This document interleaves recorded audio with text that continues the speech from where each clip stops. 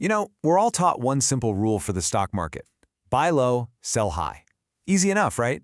But what if I told you there's this whole other universe where investors get rich by betting on failure, where the entire goal is to sell high first and then buy low later? Well, welcome to the world of short selling, a strategy that's as controversial as it is powerful. So, let's break it down. Yeah, it feels backward, right? How can you actually profit when something fails? It almost sounds wrong. But that question is the absolute core of what we're going to unpack today. We're going to see exactly how traders place these bets against a company's success. Okay, so here's how we're going to tackle this. First, we'll cover the basic concept of betting a stock will fall. Then, we'll get into the nitty-gritty mechanics of how it's done. After that, we'll look at how you can actually measure these bearish bets, explore the huge risks involved, and finally, we'll put it all together to see why any of this matters.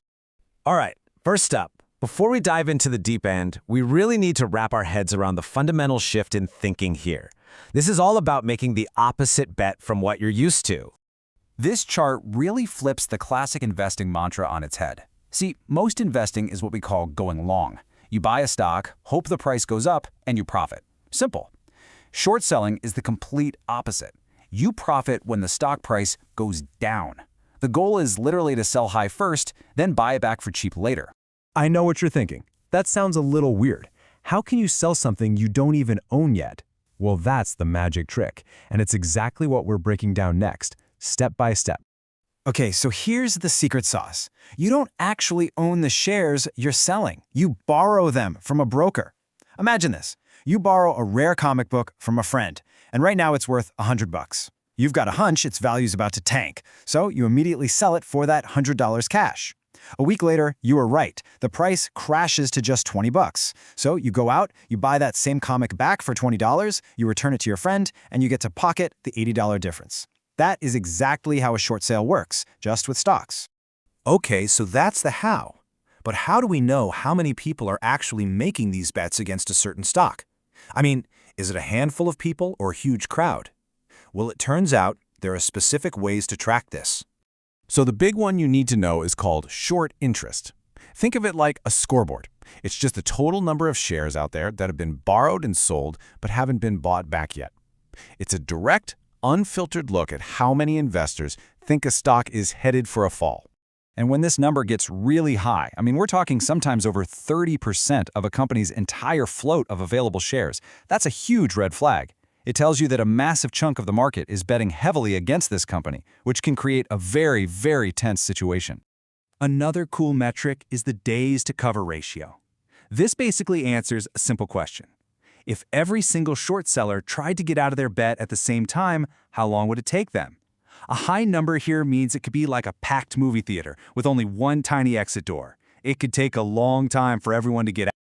And speaking of crowded exits, that brings us to maybe the most terrifying, most dramatic part of short selling, the incredible, mind-blowing risk. This is where shorting becomes a totally different and way more dangerous beast than just buying a stock. Okay, this is absolutely crucial to understand. If you buy a stock for, say, $100, your risk is capped. The absolute worst thing that can happen is the company goes bankrupt, the stock hits zero, and you lose your $100. That's the end of it. But when you short a stock, your potential loss isn't capped at all. No, that's not a typo. Your potential loss is infinite.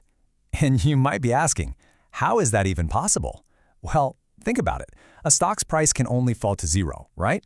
But there is absolutely no ceiling on how high it can climb. It can go from $10 to $100 to $500, and a short seller is on the hook for that entire write-up. And this nightmarish scenario for a short seller has a name, the short squeeze. It's what happens when a bet goes spectacularly wrong and the short sellers themselves accidentally become the rocket fuel that sends the stock to the moon. Let me show you the most famous example ever. So back in 2021, you had the video game store GameStop. All these huge Wall Street funds were betting it would fail. It was one of the most shorted stocks out there. But then, a massive group of individual investors on the internet started buying it and the price began to rise, when it was supposed to be falling. Now, as the price started climbing, these short sellers were bleeding money. Billions. To stop the pain, they had to cover their positions. And what does that mean? It means they were forced to become buyers of the very stock they were betting against, just so they could return the shares they'd borrowed. And this is where the fireworks happen. You suddenly have the original crowd of buyers, plus all these panicked short sellers, all scrambling to buy the exact same stock. This insane wave of demand sends the price vertical, which panics even more short sellers, forcing them to buy, and you get this vicious, explosive feedback loop. That is a short squeeze. So, wow, after all that chaos and risk, you have to ask yourself, why is this even allowed? What purpose does short selling actually serve in the market? Well, in our last section, let's zoom out and look at the big picture.